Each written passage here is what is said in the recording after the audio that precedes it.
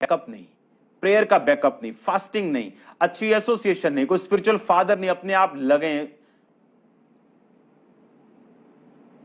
आप ये समझो हमारी फाइट है ये, आप फाइट में हो, आपकी पारिवारिक वेदियां आपके खिलाफ है, शैतान आपके खिलाफ है, आप वो फाइट में हो और आपको बहुत स्पिरिचुअल होना पड़ेगा और स्पिरिचुअल आईज से देखना पड़ेगा कि कौन क्या करने की कोशिश कर रहा है मेरी लाइफ में, कहां से शैतान काम करने की कोशिश कर रहा है, कहां से परमेश्वर काम करने की कोशिश कर रहा था और शैतान कहां से मुझे डिस्कनेक्ट करने की कोशिश कर रहा है, ताकि उस कर्स को वो बनाए रखे आपकी लाइफ में जो परमेश्वर नहीं चाहता था आपकी लाइफ में बना रहे। इन वेदियों को तोड़ने के लिए, शैतानी वेदियों को तोड़ने के लिए, इसके असर को खत्म करने के लिए आपको यहोवा की वेदी चाहिए, उस पर प्रार्थना, उस पर बोना, अपना टाइथ, अपनी ऑफरिंग, अपना हदिया, अपने बीजों को सैक्रिफिशियल, अच्छे लोगों के साथ संगति, स्पिरिचुअल फादर के साथ रहना, अच्छे लोगों के साथ रहना, आत्मिक लोगों के साथ रहना।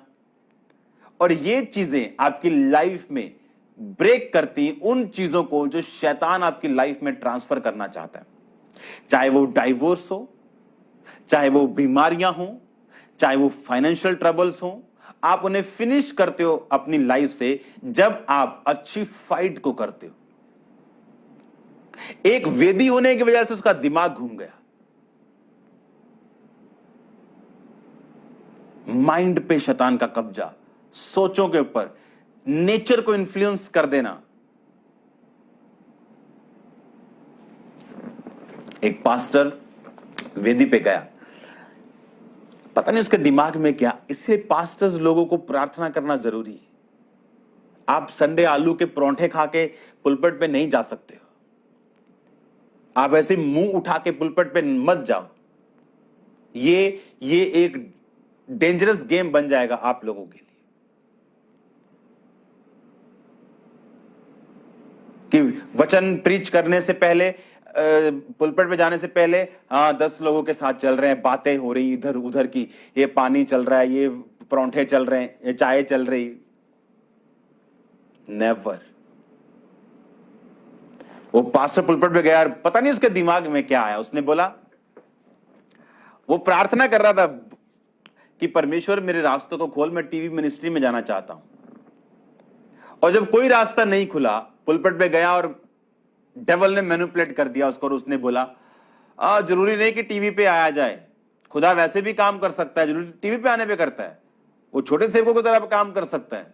जैसे ही उसने ये बोला, उस दिन उसकी चर्च में परमेश्वर ने एक बंदे को टैची भर के पैसे देके भेजा था, बोला था कि उस पास्टर की चर्च में जा और उसको बोल कि मैं टीवी मिनिस्ट्री के लिए आपको बीज देता हूं। और जब वो चर्च में बैठा वचन सुन रहा है और वो उसने, एक पास्टर ने कहा मुझे नहीं टीवी पे आने की जरूरत, उसको कहा परमेश्वर ने तो बोला था ये टीवी पे आना चाहता है।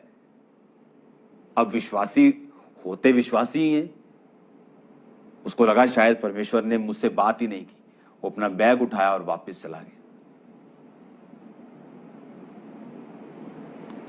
आप इमेजिन करो, अगर वो प्रेयर से, फायर से और फेथ से चलता तो वो उसका ब्रेक थ्रू का डे था, वो उसके मोड़ का दिन था, वो उसके एक नई आशीष का दिन था, जहां से एक नई शुरुआत होनी थी। हालेलुया। ऐसी चर्चिस है वहां पे जहां फायर प्रेयर के बिना शुरुआत नहीं होती। एक बंदा ऑफरिंग देने के लिए आया और वॉलंटियर ने उसको ब्लॉक कर दिया, मिसबिहेव कर दिया। और पास्टर सोच रहे कि खुदा ने बोला था कि आज एक बंदा एक ऑफरिंग लेके आएगा जिससे एक बड़ा काम उसकी लाइफ में होना था, एक बड़ा काम खुदा ने करना था। और उसको कितने दिनों के बाद मालूम हुआ कि वो बंदा आया था एक, लेकिन वॉलंटियर ने मिसबिहेव कर दिया। इमेजिन करो एक पास्टर को कितनी प्रेयर्स की जरूरत होगी अपने वॉलंटियर्स के लिए, अपने काम के लिए, अपने आप के लिए, कि जब वो पुलपिट के ऊपर जाए तो खुदावंद ब्रेक करे बंधनों को, रास्ते खुले आपकी लाइफ। इमेजिन करो आपके बिजनेस में कितने राइट पर्संस होंगे जिनको रॉन्ग गाइड किया गया होगा। आपकी फैमिली में कितने डिवाइन हेल्पर्स होंगे जिनको आपके बारे में बुरी बातें किसी शैतानी व्यक्ति ने बताई होंगी। मैं ऐसे लोगों को जानता हूं जिनके बारे में परमेश्वर ने मुझे बताया कि जब तक वो अधीनगी में नहीं आएंगे वो ब्लेस नहीं होंगे, पास्टर्स। पर आप जानते हैं, ऐसे लोग जो यहां से निकले और खिलाफत करते हैं, उनकी बात सुनने के कारण वो समझ नहीं पा रहे और वो ये नहीं सोच रहे कि वो गिरे क्यों थे। वो विचार में गिरे तो यहां से निकाले गए। उनकी बात को सुनना, अब आप इमेजिन करो कौन सा अच्छा रिजल्ट लेके आएगा उनकी लाइफ में। ये चीजें जब तक इंसान नहीं समझता वो नेक्स्ट लेवल पे नहीं जाता।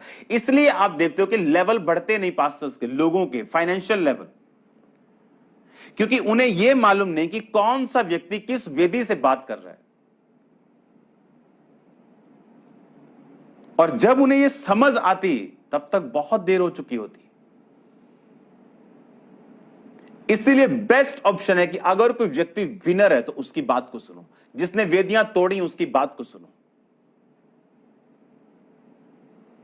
उसकी बात को सुनो। वो अलग होगी लोगों से, लेकिन उसी में छुटकारा होगा। हालेलुया। जब आप स्पिरिचुअली चलते हैं, आप फिर देखते हैं चीजों को आप होते हुए अपनी लाइफ में। मैनिपुलेशन एक प्रेयरलेस व्यक्ति आराम से हो सकता है, आराम से। अब आपको चुनना, आप उस व्यक्ति से मैनिपुलेट होना चाहते हैं जो खुद प्रेयर में नहीं, खुद व्यभिचार में, खुद चोरी करके आया, या उस व्यक्ति से जो विनर है, जो खुदा की वेदी पे खड़ा है, जो खुदा की ओर है।